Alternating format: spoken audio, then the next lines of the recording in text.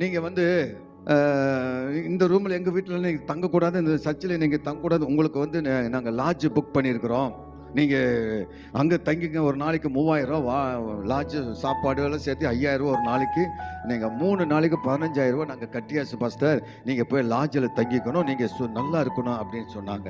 சோத்திரம். நான் சொன்னேன் அவர்கிட்ட, ஏயா விபச்சாரம் பண்ற இடத்துல எப்படியா ஏசப்பா வருவார்? எப்படியா வரும்? இன்னைக்கு நிறைய ஊழியக்காரங்களுக்கெல்லாம் வந்து லாட்ஜ்னா சுகமா இருக்குது. சோத்திரம். லாட்ஜ்னா விபச்சாரம் தானே. வர போறவங்கள படுக்கிற இடத்துல போய் பரிசுத்த தேவனை வந்து பேசுவாரா? பேசுவார். சோத்திரம். அவங்க கிட்ட பேசுவாரான்னு தெரியல. சோத்திரம். அவனுக்கு போய் அவ்வளவுதான் சேர்ந்துருவாங்க. சோத்திரம். இருக்கிற இடத்துல ஒரு சின்ன ரூம் இருந்தாலும் பரவாயில்ல, சர்ச்சுக்குள்ளே படுத்துவங்க கர்த்தர் நல்லா கேட்பார். அல்லேலூயா. அது போய் 15,000 ரூபா கொடுத்து அந்த ஒரு இடத்துல போய் தங்கினா தான் ஏசப்பா பேசுவாரா? விபச்சாரம் பண்ற இடத்துல ஏசப்பா வந்து உட்காந்து மகனே நீ இப்படி செய்யு சொல்லி கொடுப்பாரா? சோத்திரம்.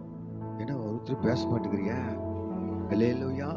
அப்ப இதெல்லாம் வந்து சோம்பரி பண்றது தானே. சோத்திரம். சும்மா வருதா? வருது. நெத்தி வேர்வை கொட்டுது.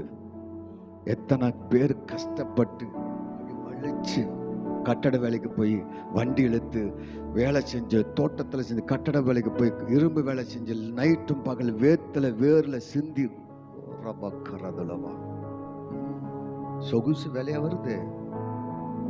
போங்க, அங்க போனாதான் தெரியும். தோத்திரம். அல்லேலூயா. ஊழியக்காரனா இருக்கிற இடத்துல செய்யறதா ஊழியம். கொஞ்சமா இருந்தாலும் அங்க படுத்தாலும் போதும். ஆமா. வரும்போது தகர டப்பாவோட வந்தாங்க. தகர டப்பா ஒரு சூட்கேஸோட கீழே படுத்திருந்தோம்.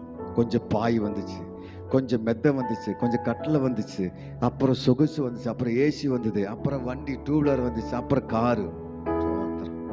அப்புறம் போயாச்சு டாப்ல.